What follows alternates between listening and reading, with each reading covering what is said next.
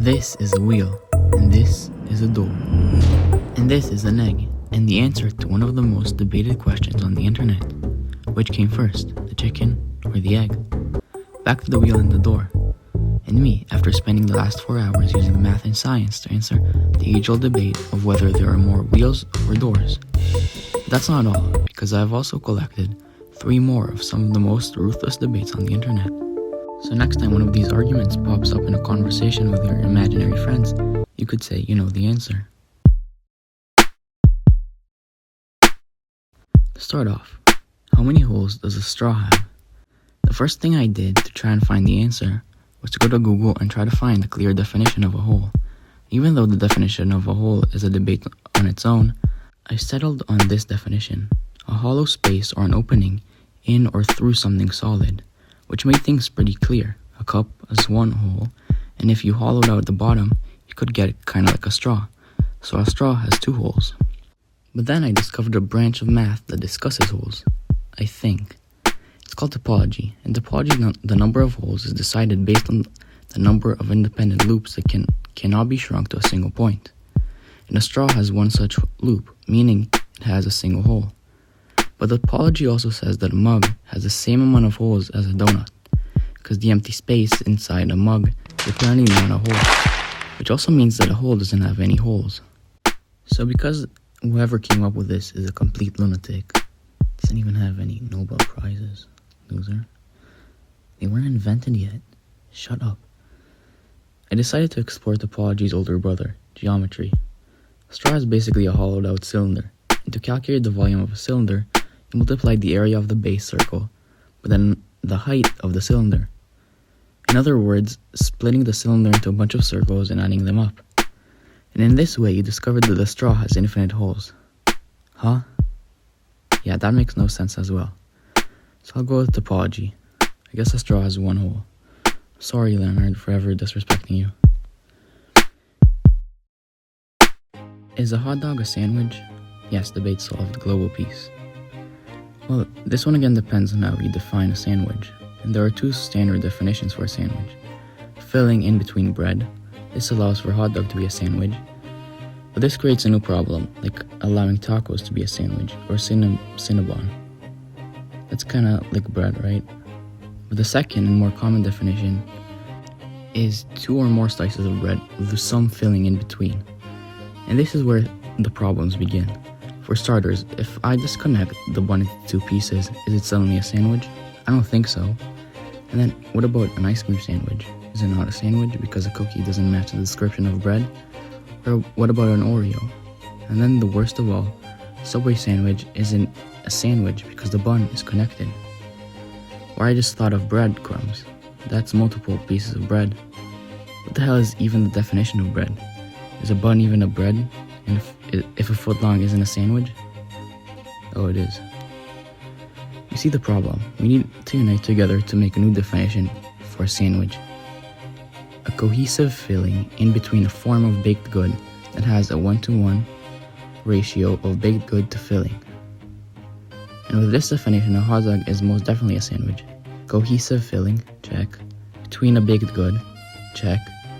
And is mostly a 1-to-1 ratio of bun to meat, check.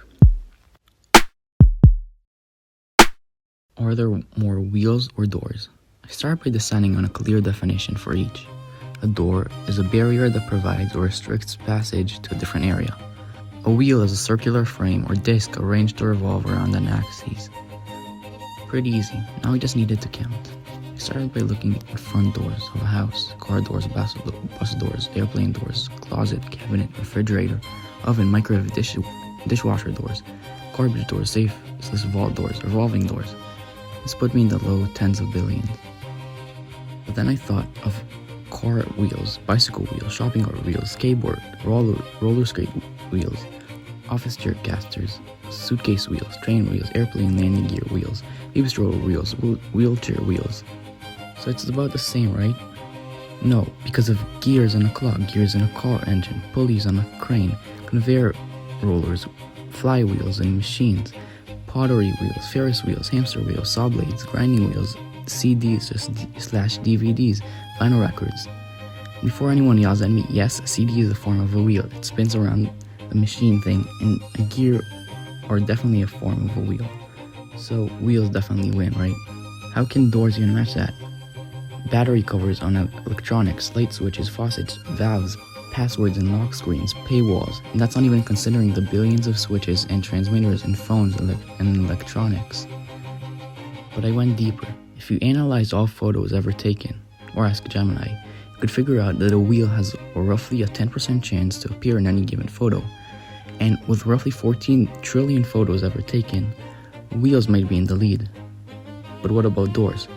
Well, they are likely to show up 15% of the times, so doors definitely win. But what about written text? How many times has each word ever been written? Both words have existed for thousands of years. If you analyze all books, posts, texts, scripts, emails, transcriptions, websites, 5th grade essays, all 200 trillion words ever written, or ask Gemini again, you could figure out that the word door appears more often. So it's official. Doors take the dub. But wait, that's just on Earth. And if you zoom way out and look at a galaxy, it almost definitely fits the description of a wheel. It's a disk that revolves around an axis. And there are about 2 trillion galaxies in the observable universe, so wheels are making a comeback. But what do galaxies orbit around again? Black holes. Oh, that's right. What is a black hole if not a big fat door to a 5th dimension with books that you can send secret messages to your daughter in the past? And then considering the highly theoretical and very probable existence of wormholes that are maybe extremely tiny and form literally space-times, doors might be in the lead. And I promise I'm not another guy. Black holes also have matter orbiting around them like a wheel. So we rule black holes and galaxies out. This is like 9th grade fractions people keep up. But isn't it strange how the solar system resembles a wheel a bit? Because solar systems are giant wheels, and there are also tiny wheels called atoms that have electrons orbiting around the nucleus. So wheels are the clear winners, with over 10 to the 80 atoms in the universe, which means even doors are made of wheels. Can 100 people defeat a gorilla? I know I'm like 6 months behind, but I'm on the short speed and we just found about this. Get that out of my face. Here's the debate. If 100 men went against a gorilla, who would win? We'll start by arguing for the gorilla's side. Silverback weighs 500 pounds and can lift almost 2 metric tons. If this MFer charges you, may you rest in peace, or more like in pieces. Look at its eyes, it has the look of a demon. I would not get close to that thing. So we can assume if they line up one by one, the men are cooked. But not for the men's side. The gorilla gets to be the most stacked version of itself, and our team gets to be the most elite humans on the planet. I will lead the charge, because I'm pretty strong. Some would say the strongest and most noble across all men. Holy shit! But then, all Team Man need is Prime Eddie Hall, Prime Ronnie Coleman, and a couple more bodybuilders, and the glorious king. And the gorilla will just die from all the aura. Then it's just a game of numbers and intelligence. 100 men will 30x the gorilla just in weight alone. But then we team up like we always have. 3 people per limb, a few jumping on its back, pause. And he all will rip his skull out of his head. In 10 minutes we get the dub. 100 men definitely win. What came first, the chicken or the egg? This debate is kinda stupid. The first ever egg was laid over 300 million years ago, while the modern day chicken only started showing up after it was domesticated only a couple thousands of years ago. The egg definitely came first, but maybe the debate revolves around what came first, the chicken or the chicken egg. This video with no views said it best. If an elephant laid an egg from which a lion hatched, would it be an elephant egg or a lion egg? The egg comes first if you decide that a chicken egg is a chicken egg because a chicken was laid from it, or the chicken came first because a chicken laid it.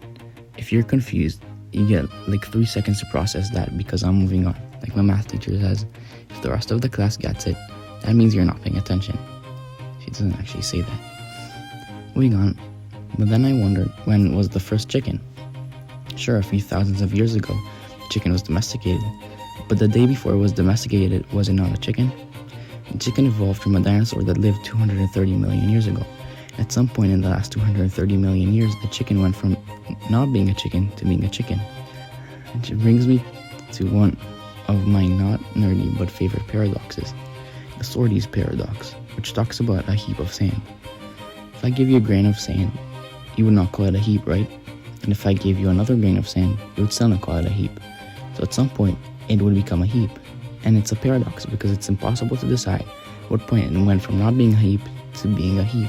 And it's the same idea. It's impossible to pinpoint a single generation of chickens that were the first chickens. Here's another example for my visual learners. If you have 1 billion strips of paper that start off as green and slowly transition to red, yes, I know you like pretty colors, shut up. Which strip is no longer green? Which leads me to my answer. When it goes